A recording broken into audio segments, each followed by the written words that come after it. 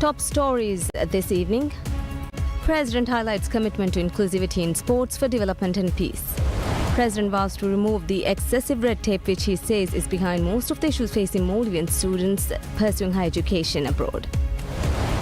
And Trump tells Americans to hold tough in the face of economic turmoil, while protesters gathered in Washington and elsewhere to voice concern over the recent job cuts and other issues.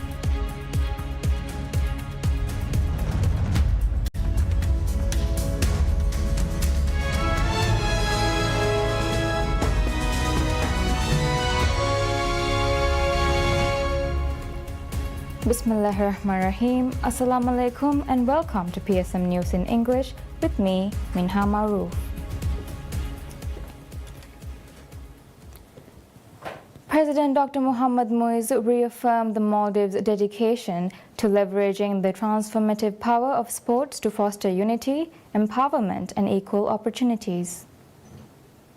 In his message marking the International Day of Sport for Development and Peace, observed today, the President reflected on this year's theme, Leveling the Playing Field, Sport for Social Inclusion. He underscored its alignment with the nation's vision of fostering inclusivity in sports. Speaking further, President Dr. Muiz reaffirmed his administration's commitment to using sports as a tool for unity, empowerment and equal opportunity. He emphasized the importance of inclusivity in sports regardless of age, gender or race, and the need for equal access to fitness and recreational facilities across the nation. The key initiative is the plan to establish fitness and recreation centers on every island within the next 2 years, promoting healthier lifestyles, mental well-being and stronger community ties. He also announced the upcoming 20-year National Sports Development Plan focused on decentralizing sports across the country. The goal is to make training programs, talent development and competitions accessible to all, no matter their location. Highlighting the power of sport to bring people together, the President called on athletes, coaches, associations and communities to help build a more inclusive sporting future for the Maldives. Today, April 6, also marks the International Day of Sport for Development and Peace, a day recognized globally to celebrate the role of sport in driving social change, inclusion and peace.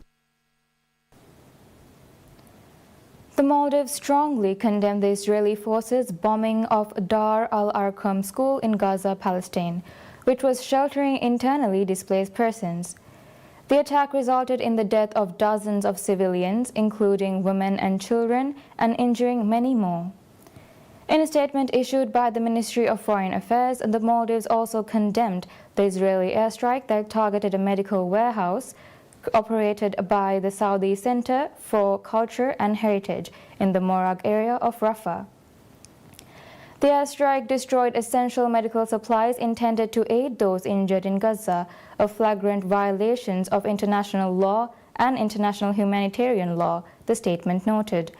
Reaffirming its steadfast support for the Palestinian cause, the Maldives called on the international community to take urgent and decisive action to end the Israeli violence against the Palestinian people and to ensure humanitarian access to the Gaza Strip. It further reiterated its firm support for the legitimate rights of the Palestinian people to self-determination and the establishment of an independent and sovereign state of Palestine based on the pre-1967 borders with East Jerusalem as its capital.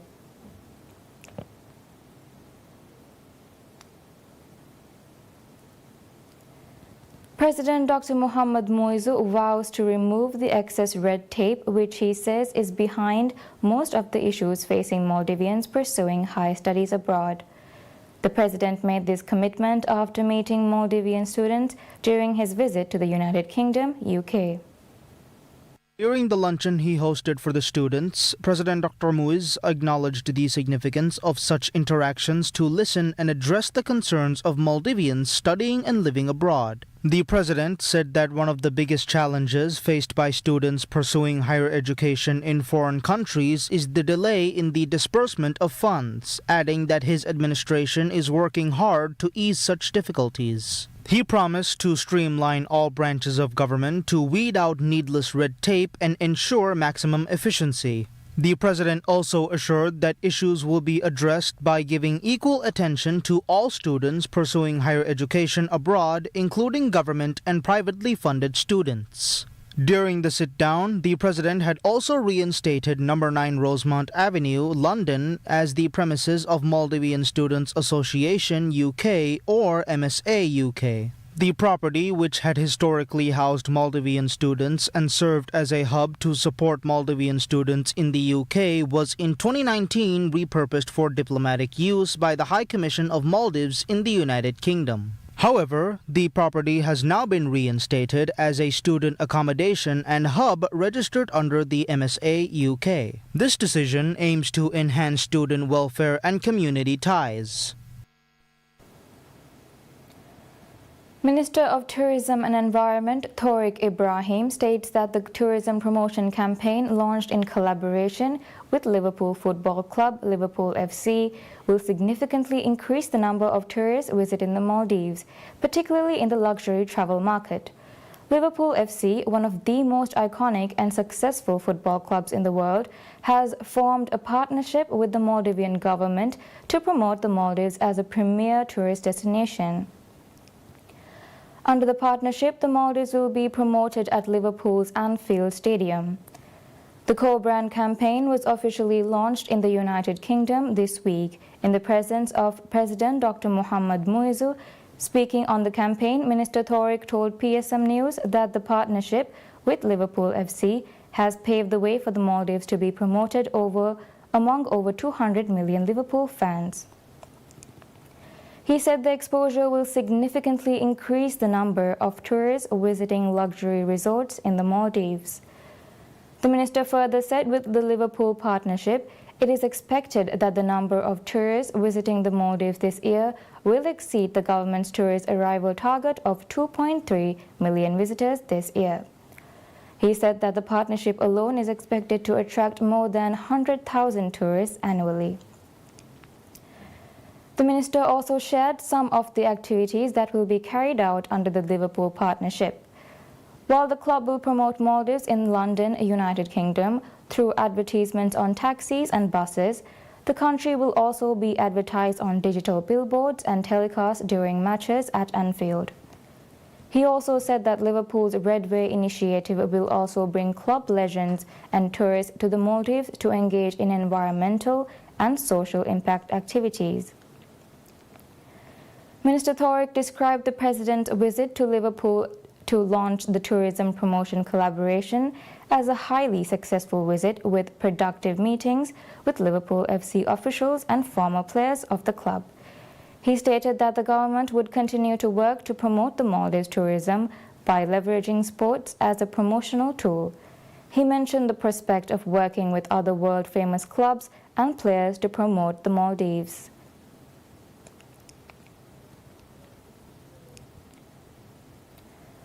Speaker of Parliament Abdul Rahim Abdullah is in Tashkent, Uzbekistan to participate in the 150th Assembly of the Interparliamentary Union (IPU). The Speaker's delegation includes Minority Leader Ibrahim Nazil and lawmakers Asma Rashid, Dr. Anara Naeem, Abdullah Rifau and Hussein Imran Latif. The 150th Assembly of the IPU is being held from 5th to 9th April. The IPU is a global organization of national parliaments. The IPU was established in 1989. The parliament passed a resolution on November 4, 2004 to become a member of the Union. Guidelines to establish Maldivian branches of the IPU were approved on June 6, 2006.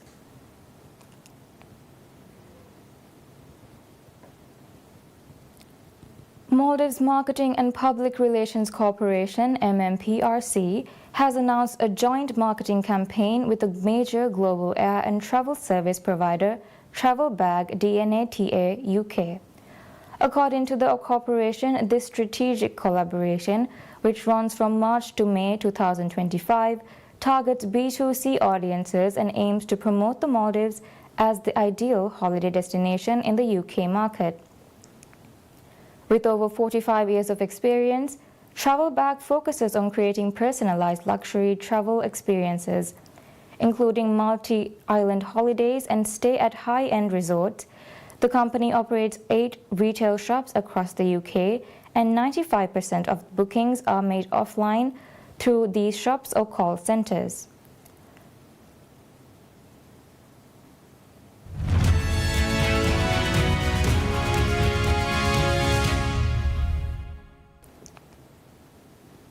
Temu, a leading e-commerce platform headquartered in China, has extended its operations to the Maldives, marking another step in its ambitious global outreach.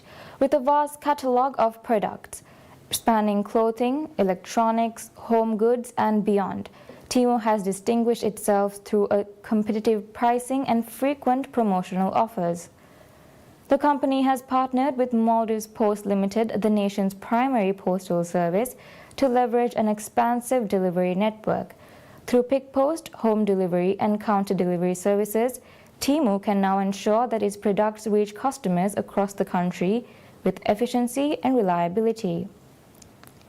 This expansion aligns with Maldives Post's broader efforts to champion e-commerce growth.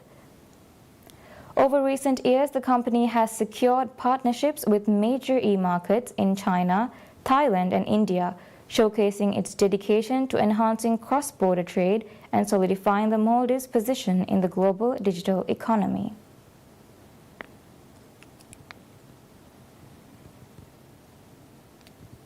Donald Trump told Americans to hold tough in the face of economic turmoil caused by sweeping tariffs introduced earlier this week.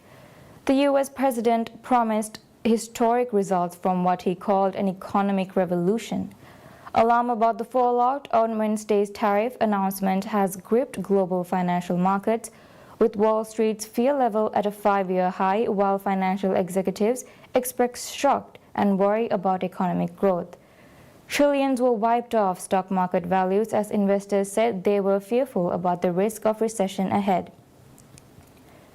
U.S. stock markets slumped more than 10% in 2 days, with the Nasdaq Composite now in a bear market, as China imposed fresh tariffs on on all U.S. goods, sparking worries of an extended global trade war.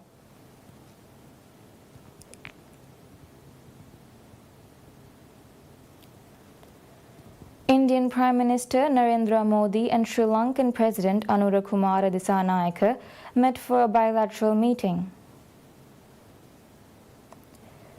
The two sides exchanged various of memoranda of understanding on which was trilaterally shared among India, Sri Lanka and the United Arab Emirates. Modi and Dissanayake jointly inaugurated the Sampur Solar Power Plant project, an India-assisted power infrastructure in Sri Lanka. Modi said our bilateral debt restructuring agreement will provide immediate help and relief to the people of Sri Lanka. He further added that the rate of interest would be reduced as well. Speaking about the issue related to fishermen along the India-Sri Lanka sea border, Modi said they should have a humane approach regarding this and said they have emphasized on coming to an agreement for the immediate release of the fishermen and their boats. Modi, who arrived to Sri Lanka on Friday, April 4th evening, is the first global leader to be hosted by Dissanayake after he took office in September. India is looking to strengthen energy and defense ties with Sri Lanka and promote investments during Modi's 2-day state visit to the island nation.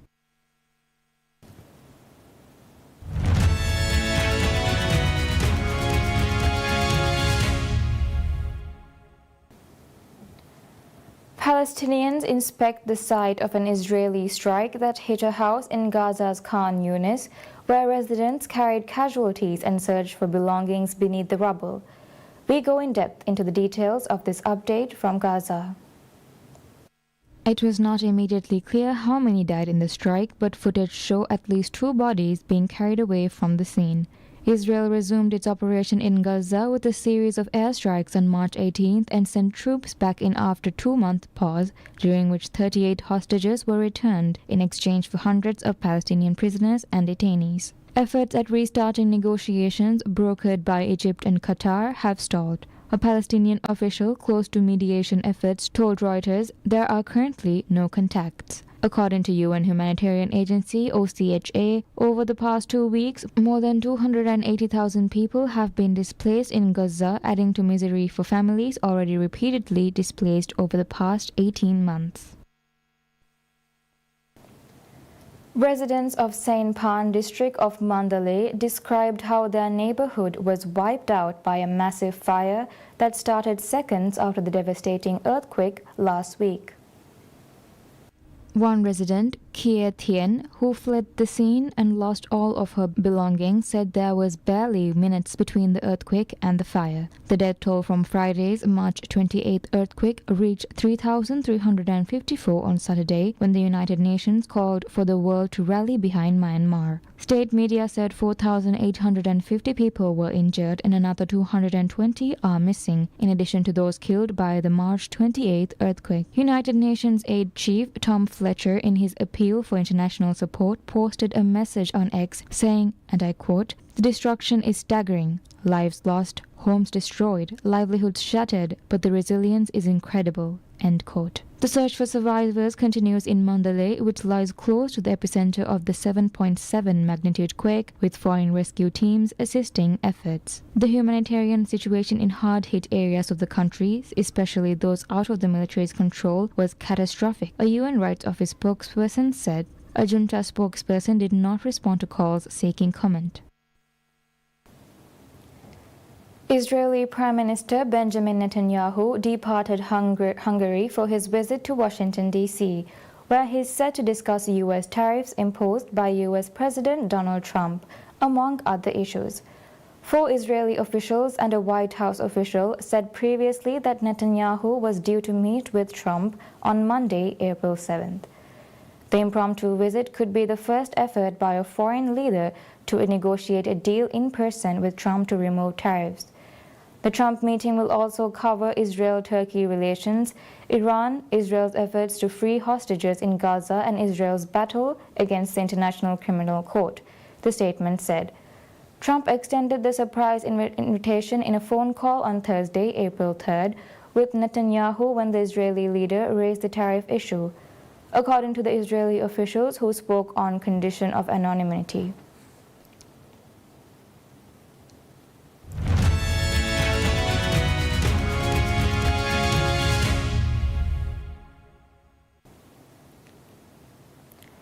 Turkish Football Federation TFF says that Fenerbahçe manager Jose Mourinho has been banned from 3 matches after grabbing the nose of Galatasaray coach Okan Buruk in the Istanbul derby. The incident occurred at the end of the Turkish Cup quarter-finals on Wednesday, which Mourinho's side lost 2-1 at home. A mass scuffle had broken out between both sets of players, with the referee standing 3 players off, 2 from Galatasaray, and after the final whistle, the 62-year-old Portuguese appeared to pinch Buruk's nose, who then fell dramatically to the ground. Due to the suspension, Mourinho will miss the chance to be at the grounds in 3 games and has been levied to pay around £6,000 or $7,734 as a fine.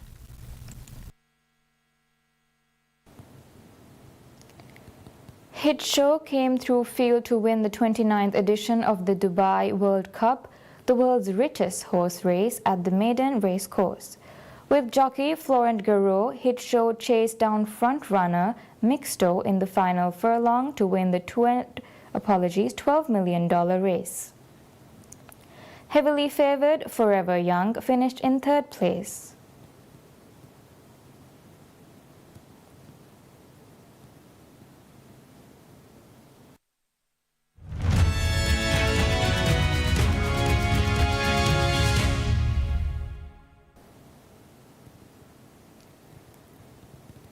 Cherry blossom season in Japan means one thing, hanami, meaning flower viewing in Japanese. Visitors in central Tokyo braved unseasonably cool weather and took their chance to stroll beneath cherry blossom trees in full bloom and take in the scenic view. The traditional pastime draws crowds to well-known spots where cherry trees grow. This includes the banks of the Meguro River, which gets covered in sweats of pink and white during this period in springtime. With light rain and the mercury only hitting a high of 48 Fahrenheit, some people were left feeling shortchanged. 77-year-old Mishi Kakihana, who traveled from Saitama Prefecture near Tokyo to view the blossoms along the Meguro River, said she has always been able to see the beautiful cherry blossoms under clear blue skies. But this year, she said, it has changed. The weather rendered the blue skies grey, meaning the aesthetics has changed. And this didn't sit well with some of the visitors. This included the visitors at Uno Park, who were undeterred by the chilly weather. Many people were taking part in hanami or flower viewing picnics under the trees. Around 800 trees line up a popular stretch of the river for almost 4 kilometers. Regardless of the color of the sky, the pink and blue draws so many visitors, and they all seem to be enjoying in one way or the other. And that's all we have for now. Thank you for watching. Wish you all a very pleasant day ahead.